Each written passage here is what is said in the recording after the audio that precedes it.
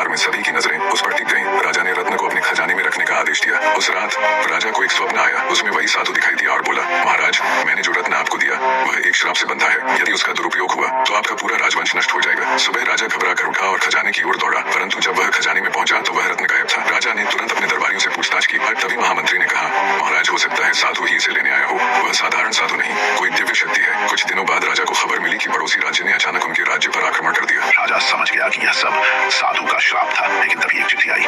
उसमें लिखा था, महाराज, रत्न अब सही हाथों में है। यह श्राप उन पर था जो लोभ से ग्रस्त हैं। आप निर्दोष हैं। राजा ने राहत की सांस ली और फैसला किया कि अब से केवल परोपकार में ही अपनी शक्ति लगाएंगे। बाद में राजा को पता चला कि साधु वास्तव में पड़ोसी राज्य का जासूस था, जिसने रत्न चुराकर राजाओं के बीच फूट डालने की चाल चली थी। राजा विक्रमदेव अपनी न्यायप्रियता के लिए प्रसिद्ध थे।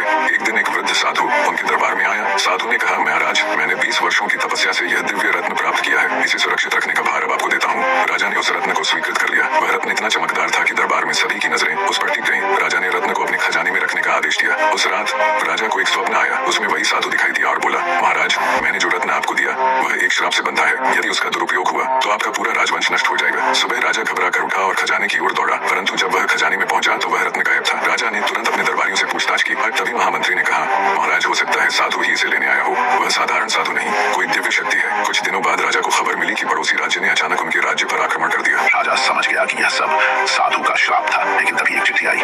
उसमें लिखा था, महाराज, रत्न अब सही हाथों में है। यह श्राप उन पर था जो लोभ से ग्रस्त हैं। आप निर्दोष हैं। राजा ने राहत की सांस ली और फैसला किया कि अब से केवल परोपकार में ही अपनी शक्ति लगाएंगे। बाद में राजा को पता चला कि साधु वास्तव में पड़ोसी राज्य का जासूस था, जिसने रत्न चुराकर राजाओं के बीच फूट डालने की चाल चली थी। राजा विक्रमदेव